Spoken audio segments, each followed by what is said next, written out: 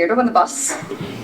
You know those ones that stare at you a bit too intense or get right up in your personal space? I know it's horrible, isn't it? And what do you tend to do in this scenario? Usually you tend to look away, don't make eye contact, or just try to put a bit of distance between you and the weirdo. And you can feel your anxiety levels rising as this happens. You could even imagine your anxiety levels travelling up this ladder, for example, and with each rung, your anxiety is increasing, but also so are your signs and your signals are escalating to tell that weirdo to back off. And it's the same with dogs. Unless you've been living under a rock for the last couple of years, you probably know what's going on with XL bullies, yeah? Yeah, they've been banned, at least in England.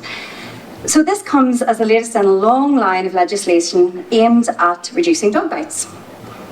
But I'll tell you what, guys, the data's in. It doesn't work.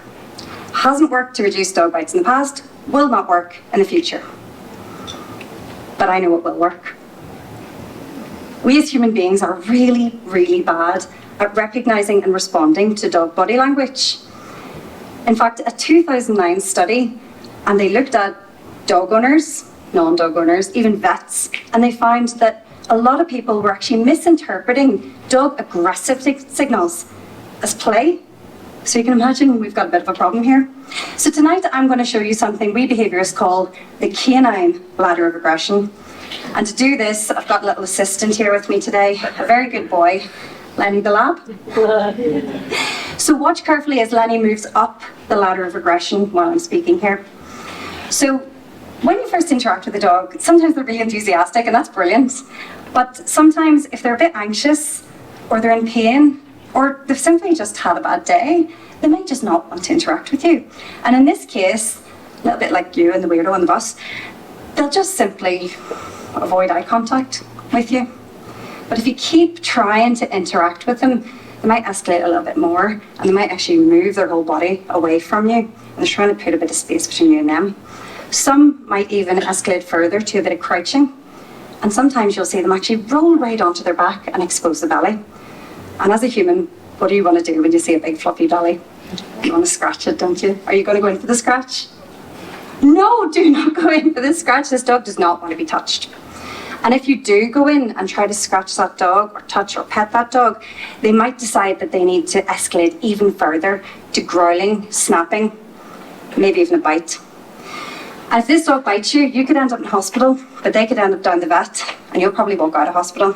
So if we really care about reducing dog bites, what we need to do is educate ourselves on dog body language. But if you take nothing else away tonight, please, for the love of dog, don't be the weirdo on the bus.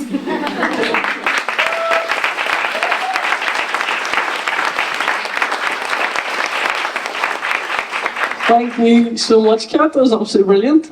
Being a bit targeted at the start there. I'm definitely going to the bus. Loved that.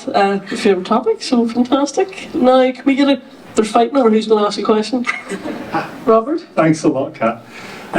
So, do you think, therefore, there's a case for kind of compulsory dog training to be, able to look after dogs properly? Absolutely. It's obviously not compulsory yet, but Dogs Trust and a few other charities like the RSPCA are actually going in. They've got education officers who go into schools and things like that, because I think you really do need to educate the kids. And you can see, I used to live in Austria, that's where I did my master's, and you can actually see, because they do teach kids about dog body language, and when I'd be walking my dog, kids would run up to me and they go, "Can I pet your dog?" And they'd actually ask permission, whereas here kids are just like, "Doggy!" And yeah, my dog's like really anxious and she's like, "Oh, leave me alone." So yeah, I do think that could be a really good opportunity for us to actually reduce dog bites, because banning breeds doesn't work. Thank you. Have another question there. Vic? Do you want to come to my house and get my fox terrier sorted out? Just don't know. Catch me after. There's no man dogs. Yeah. I suppose the question around children. So we can you talk to us a little bit about how kids interpret the faces of dogs slightly differently to how adults do? I think there's some good literature on that. Oh, I'm actually not familiar with that literature. You can probably tell me a bit more about that. Thank you. Sorry. Just make it up. I think it's science you're not meant to do. Just freestyling. Thank you so much. Can you give a big round of applause for Kat? Yeah, so great.